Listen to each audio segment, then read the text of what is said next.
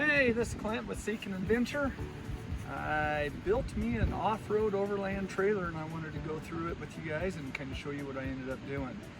I was thinking about buying a hiker trailer and I just couldn't see spending the money on that for what you get and stuff when you can build your own. So first I had a plan of just building an off-road trailer all in one unit, but I had a old carry-all trailer, a 2,000-pound axle under it that I bought from a local hardware store about 15 years ago. So I decided to revamp it and use it. So come on over with me, let's look at it. So this is it. So as I said, I started out with a carry-all trailer with a 2,000-pound axle. So I ended up pulling the axle out from under it, putting a 3,500-pound axle under it. These are 5 by 4.5 inch wheels for a Jeep Wrangler YJ. Extra set I had for it. I'm running 32 1150 15 tires. I cut the fenders off, bought new fenders, put the fenders on there. I built a subframe underneath it. Also redid the tongue on the trailer, extended it back underneath, and then also I made this tongue where it's extendable.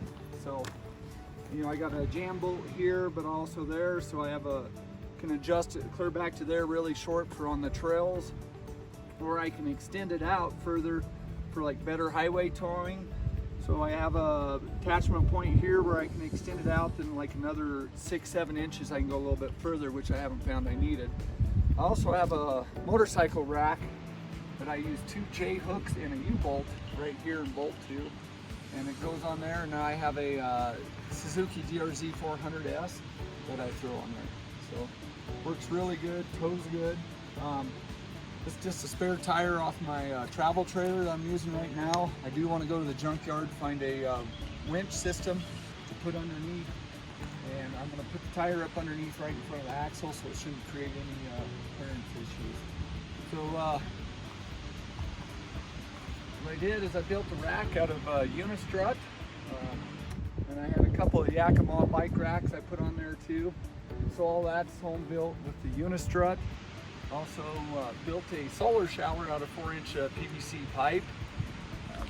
Put a cap back there to fill it, and also I have a Schrader valve so I can put an air compressor onto it, pressure it up. Went ahead and bought a 110 plug-in, and we'll go around to the cargo area. I'll show you what I did there. So like if I'm at a campground or somewhere and I want like power for a little electric heater or something, we'll do that so I can plug in. I also wired in a 110 plug-in inside the cabin area and a 110 plug-in in the cargo area. I put 2 vents on each side. Bought the doors off of Vintage Outdoors, I think. So those turned out really nice. Also, this is all built out of 3/4 inch plywood with 1/2 inch foam board and 1/4 inch plywood for the walls, and then I use tongue and groove on the front and the ceiling. I bolted 2 2x6s underneath it for a skid, so I have it lag bolted down through there, and then I have lag bolts going through the trailer up into it. So I have 6 bolts going down, 6 bolts coming up. We'll come around back. I'm going to show you right here. Here's the 2 2x6s that I'm using for a skid. So the reason I did that is so when I unload it, it's not sitting on the ground totally, so it's kind of sitting on these skids. Plus it makes it go easier as you're pulling it up on the trailer. Probably from the time it's sitting on the ground to have it loaded, probably takes maybe 10 minutes to have it loaded and bolted down. So I went ahead and bought a Hurricane hinge when I bought the doors too. So this is all home built, this door. It's just part of the plywood. So I cut it out. I went and bought 3/4 inch aluminum channel from the local hardware store. And just capped everything, and then I painted it, used the rattle can bed liner. Found a couple of handles off of Amazon.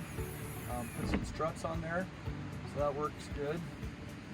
So as you can see here, I have that channel, and then I used 2 pieces of aluminum flat bar There's a small one here to shim it back for the gasket, and then this bigger one where I put the weather stripping on. Seems to seal really good, don't have any issues.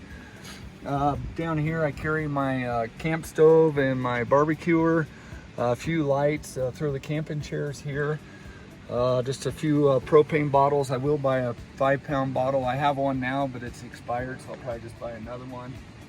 Went with a 110 amp AGM battery, so I installed that.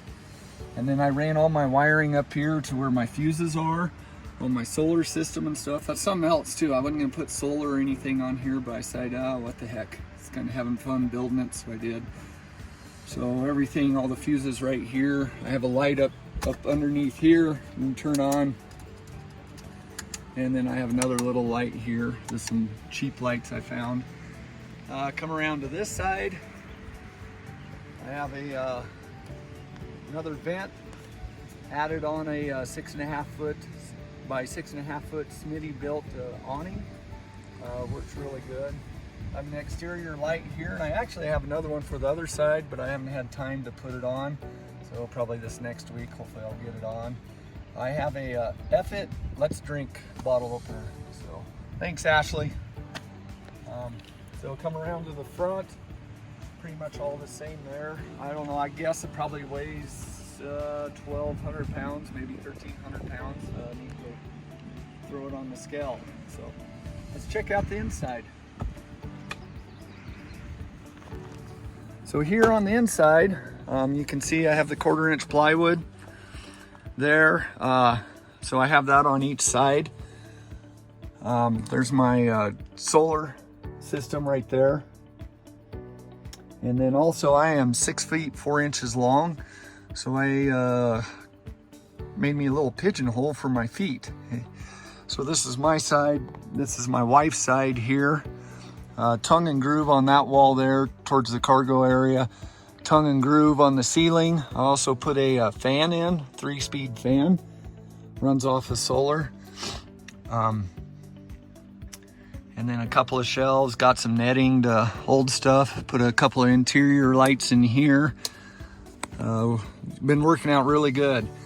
You know, with 2 people in here and we have 3 small dogs, 3 mini Aussies, we found out that it stays pretty warm. Last weekend we were down in the snowy range, getting down in the mid-20s, and yeah, it gets warm. You have to usually crack a window or something in the middle of the night. So there's one of the 110 plug-ins there that I put in there, so if we're ever on shore power, we can plug in there. Oh, I also installed a 400 watt inverter for just charging camera batteries and for my coffee grinder and everything. You know, everybody needs a good cup of coffee in the morning to get going. Let me show you the back. And there's the other plug-in I put in there. So, and then there's the back of the one inside. So yeah, relatively easy build. Call it my COVID build. Went good. Show you underneath. So I'll kind of show you a video coming in. Pretty rough road. You know, worked really good. I'm running about 14 pounds of pressure in the tires right now. I'm probably gonna drop it down around 12 or so. Let me also, I'll show you the roof here. 100 watt solar panel. Been working really good. Then there's the vent. So I ended up using 3 coats of exterior house primer on it. And then I Raptor lined it. Used the Tenable, so I went and picked out an orange. And that's what I came up with. So kind of like the color, the black offsets it. I was thinking about maybe doing a mountain scene on the side of it. On the back door, I was almost thinking about doing a steamboat. Steamboat's the Wyoming horse, so might do something like that. So if you guys have any questions or anything, please like and subscribe and ask away. And we'll catch you on the trail one of these days. Thanks, bye.